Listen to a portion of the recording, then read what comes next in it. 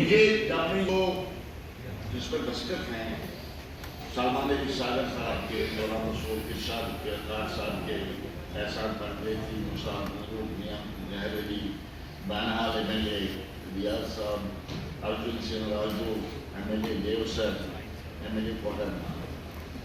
इसको आपने नाम दिया है एनरोलमेंट मोशन।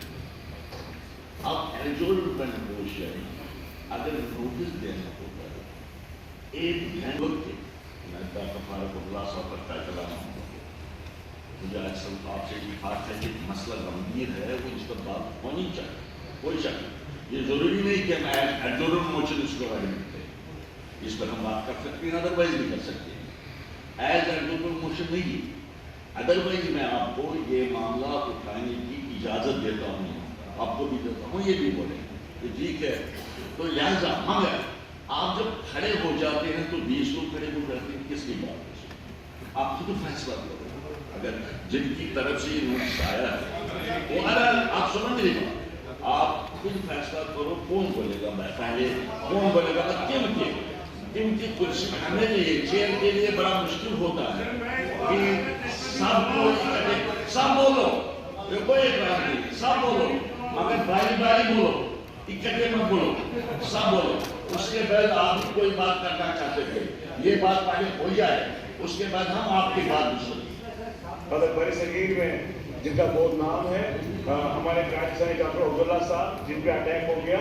मैं सर यहाँ मुझे लगता है कि आखिर में इस पर leader of the house honourable chief उसमें बोलेंगे यकीन। मैं सर यही कहूँगा कि पूरे मुल्क में अक्रॉस पॉलिटिकल लाइन लोगों ने इसको कंडेम किया, हम उनका शुक्रिया अदा करते हैं। मैं ज़्यादा वक्त नहीं लूँगा सर, क्योंकि मुझे लगता है हर एक का दिल करता है इस पर बोलने का। मैं आपका शुक्रिया अदा करता हूँ। एट द सेम टाइम से इतना ही कहूँगा, अगर डॉक्टर फारूक अब्दुल्ला साहब जैसी पर्सनैलिटी, अगर इस स्टैचर का लीडर इस परेशानी में आ जाए, कोई भी आगे अटैक कर सकता है, तो आप आदमी की या लेजिस्लेचर की क्या बात हो सकती है? बल्कि पूरे इस हाउस के सामने होनी चाहिए, ताकि इस तरह के हादसे जो है आगे पेश ना आए जम्मू कश्मीर में। आज ये अगर पाकिस्तानी डॉक्टर फारूक अब्दुल्ला साहब सेफ नहीं है, तो इस हाउस में फिर आप बताइए जम्मू कश्मीर में कौन सा इंसान, चाहे वो ऑनरेबल MLA हो, चाहे वो ऑनरेबल MP हो, चाहे वो किसी और ओहदे पे इंसान फिर सेफ है। तो इसलिए मैं समझती हूँ कि इसकी तहकीकात सर आपकी तरफ से भी डायरेक्शन जानी चाहिए, इन्वेस्टिगेशन जल्द से जल्द होना चाहिए, और इन्वेस्टिगेशन के बाद हमें पता चलना चाहिए कि ये हादसा क्यों पेश आया, और आइंदा से इस तरह के हादसा जो है पेश नहीं आने चाहिए।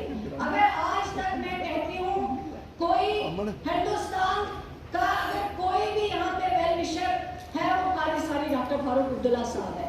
96 में अगर किसी ने हिंदुस्तान का झंडा यहाँ खड़ा रखा है, वो पाकिस्तानी डॉक्टर फारूक अब्दुल्ला साहब ने रखा है, जिससे हजारों की तादाद में वर्कर कुर्बान हुए यहाँ पे हमारे नेशनल कॉन्फ्रेंस के, हजारों की तादाद में हमारे लीडर गुलाम हसन भट्ट साहब दूरो, उनको इस तरह से 9 अगस्त में उसकी डेड बॉडी के एक पुर्जे को जमा करके उनको फिर दफनाया गया। अगर ये चीजें याद नहीं रखी जाएंगी, इतनी कुर्बानियां याद नहीं रखी जाएंगी, और इस तरह के लीडर जो इतने कदावर शख्सियत है, उनके ऊपर अगर इस तरह का अटैक हो सकता है, तो यहाँ कोई भी सेफ नहीं हो सकता है। सर मैं इतना ही कहूँगी कि जितना भी इसके लिए कंडेम किया जाए वो कम है, लेकिन एक बात जो हमारे साथी ऑनरेबल परा साहब ने कही, ये गलत बात कही इन्होंने। PDP की जो प्रेसिडेंट साहिबा है, गुपकार में उनको मकान मिला है, जहाँ गुपकार में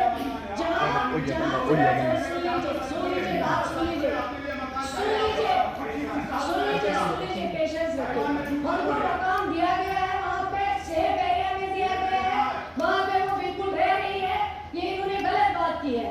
सिक्योरिटी कोलैप्स आपने खुद देखा सर, जब आप भी मिनिस्टर नहीं थे 5 अगस्त के बाद आप लोगों से रिएक्शन नहीं गिरे, यहाँ सजाद लोग शामिल, इनके फादर की कुर्बानी हुई, इनको भी नोटिस आया मकान छोड़। इस तरह की सिक्योरिटी जम्मू कश्मीर में इंश्योरेंस है, हर MLA साहिबान पे कल तारीख कला साहब पे उनकी सिक्योरिटी विड्रॉ की गई, हम सब की गई एस्कॉर्ट्स है।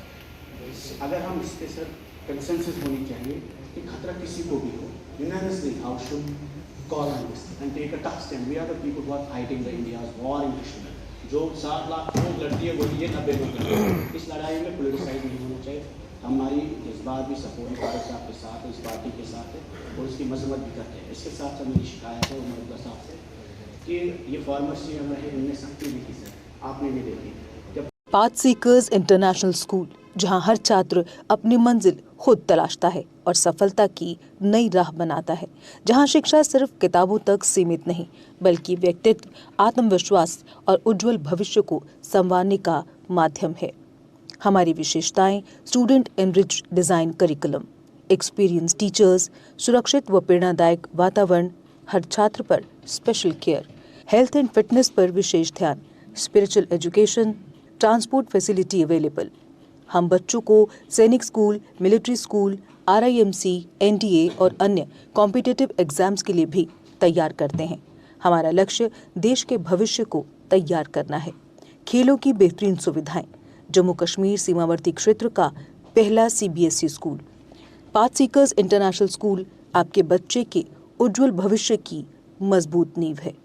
हमारे 2 मुख्य कैंपस रामगढ़ राधा स्वामी सत्संग घर के पास और विजयपुर एम्स विजयपुर सांबा के पास।